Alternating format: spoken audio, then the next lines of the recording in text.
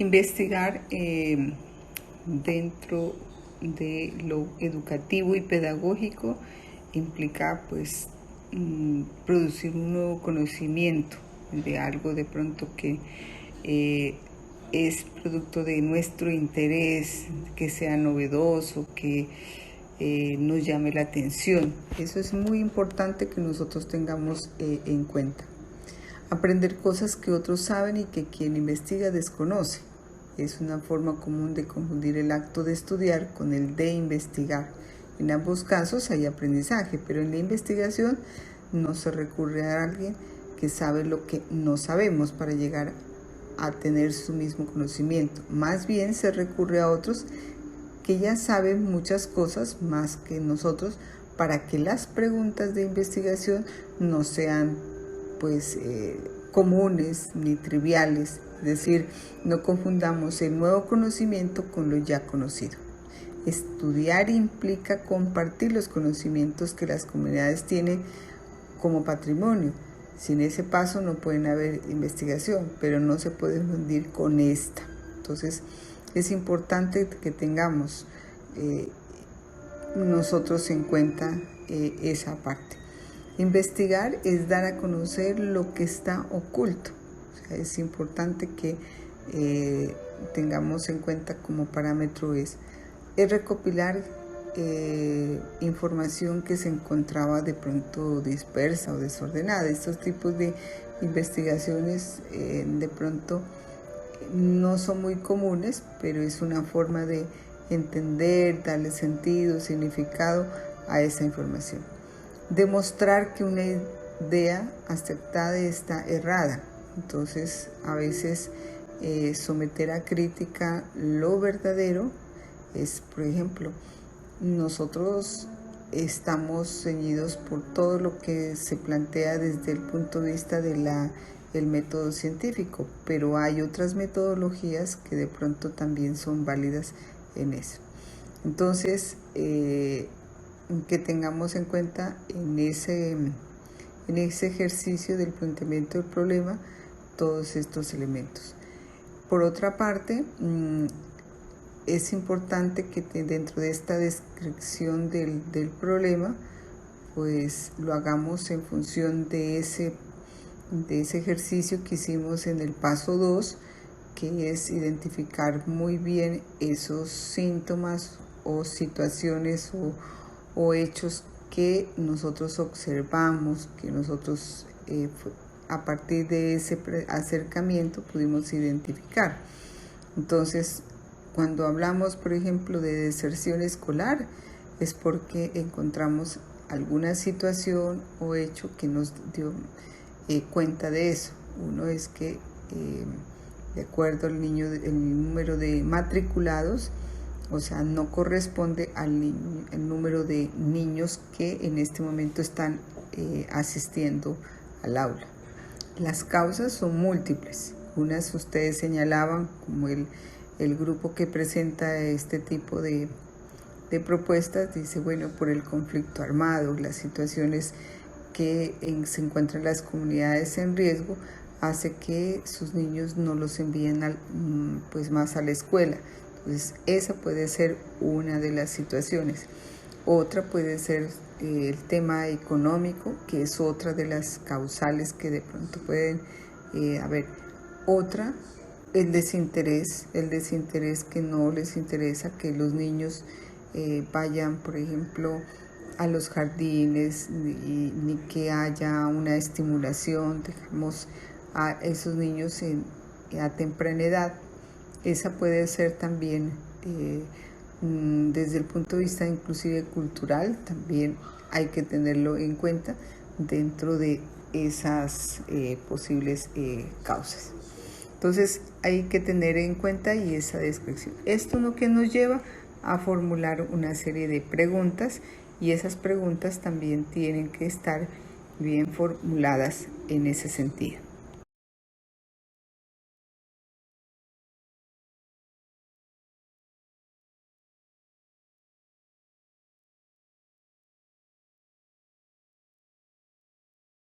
Las preguntas pues siempre van o inician con un pronombre interrogativo, ¿no?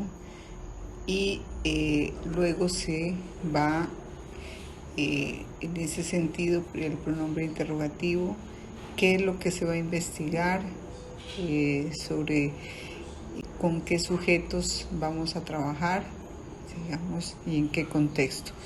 En ese orden de ideas yo puedo, por ejemplo, plantear una pregunta en función de cómo, por ejemplo,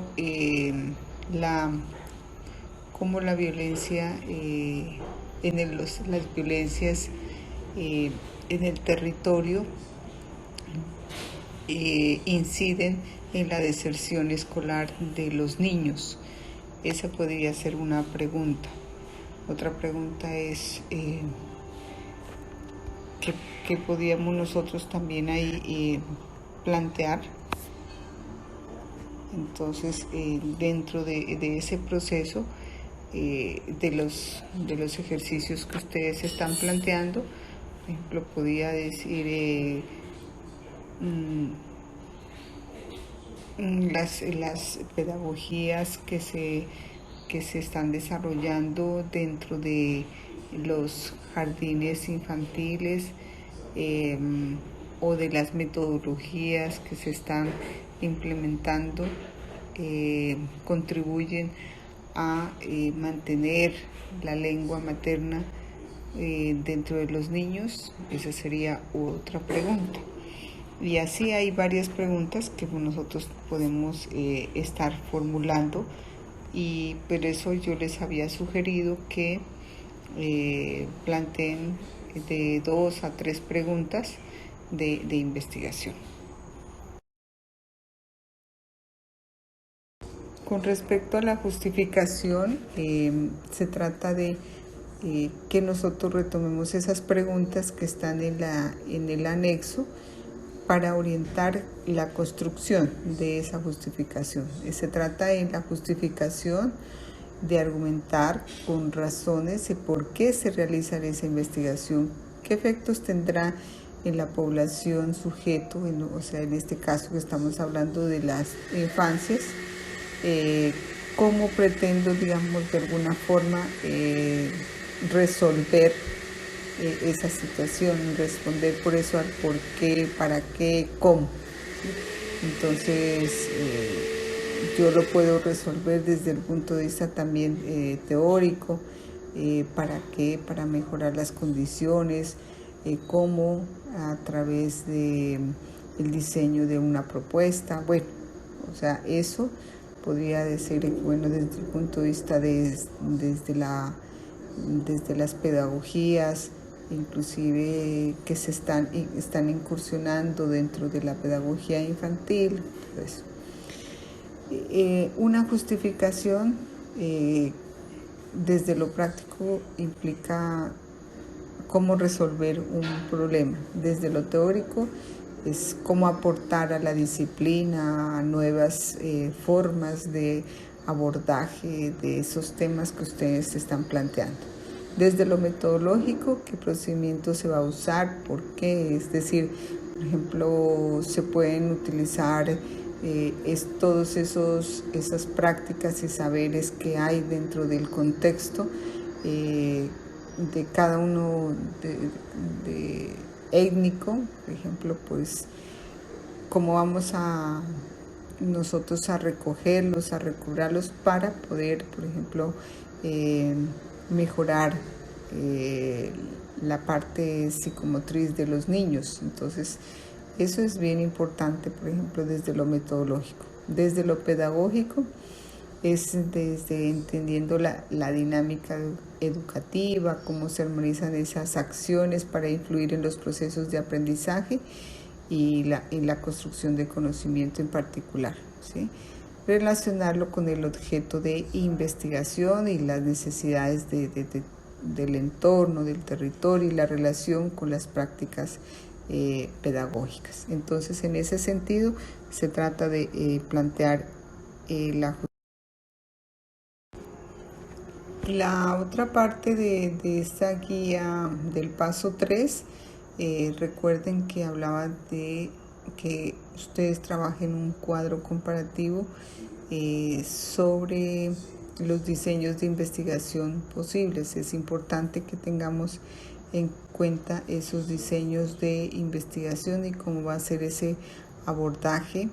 En ese sentido, que nos apropiemos conceptualmente, que conozcamos qué es lo que busca cada uno de esos diseños metodológicos. Aquí se han planteado tres básicamente. Uno es la investigación-acción participativa, otro es la investigación etnográfica y otro es la fenomenología. En este sentido, pues yo los invito a que revisemos sobre todo algunos materiales que están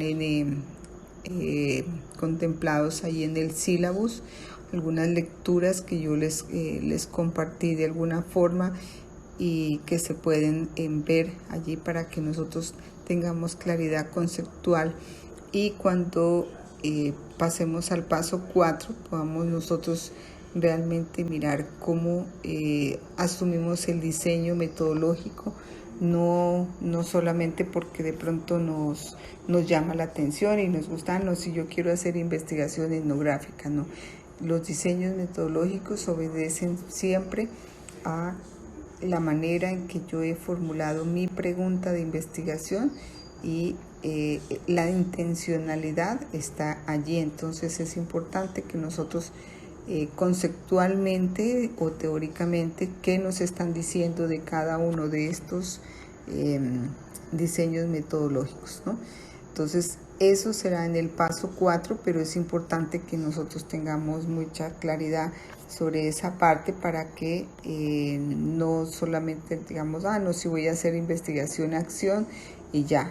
Entonces no, eso tiene unas implicaciones y unos procesos que yo los invito, por eso primero que ustedes se apropien, analicen cada uno de esos, y de esa forma yo creo que facilitará todo el proceso.